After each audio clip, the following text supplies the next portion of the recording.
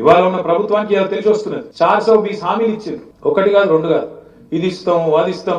కేసీఆర్ గారు 498 పథకాలు పెట్టిండు కాబట్టి, పుట్టుక నుంచి సాగు దాకా అన్ని చూసుకున్నాడు కాబట్టి మేము అంతకంటే ఎక్కువ చేయాలన్న తాపత్రయంలో 420 హామీలు ఇచ్చారు. ఇస్తే ఏమైంది? ఇప్పుడు అధికారం వచ్చింది కానీ నడపస్తలేదు. ఈ అడు చూస్తాను ఇటు చూస్తాను ఒకటే పని చేస్తాను. ఇవాళ కౌంటర్ వాళ్ళు తెలిసిన సంపుడు చంపుతున్నారు.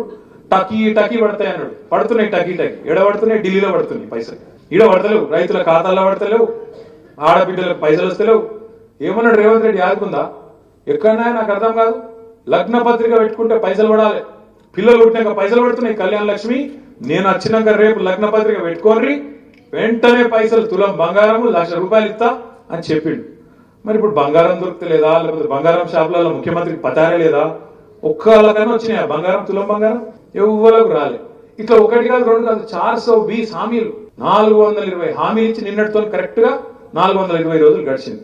అందుకే నిన్న మన వాళ్ళందరూ ఎక్కడోళ్ళక్కడ మహాత్మా గాంధీకి పోయి దండం పెట్టి చెప్పారు, అయ్యా గాంధీ గారు, మరి నీవు మరణించిన రోజు ఈరోజు నీ వర్ధంతి అయినప్పటికీ మీకు విజ్ఞప్తి చేస్తున్నాం. ఆ డూప్లికేట్ గాంధీ ఎవరైతే ఉన్నాడో రాహుల్ గాంధీ, ఆయన మనసులకు కళలకు పోయి ఆయనకు చెప్పు, రాహుల్ గాంధీ గారు వచ్చి రేవంత్ రెడ్డికి ఆదేశం ఇచ్చినట్టు ఆయనకు కొంచెం బుద్ధి చెప్పు అని చెప్పి నిన్న మన వాళ్ళందరూ కూడా బ్రహ్మాండంగా కార్యక్రమం నిర్వహించారు. మీ అందరికి కూడా హృదయపూర్వకంగా అభినందనలు.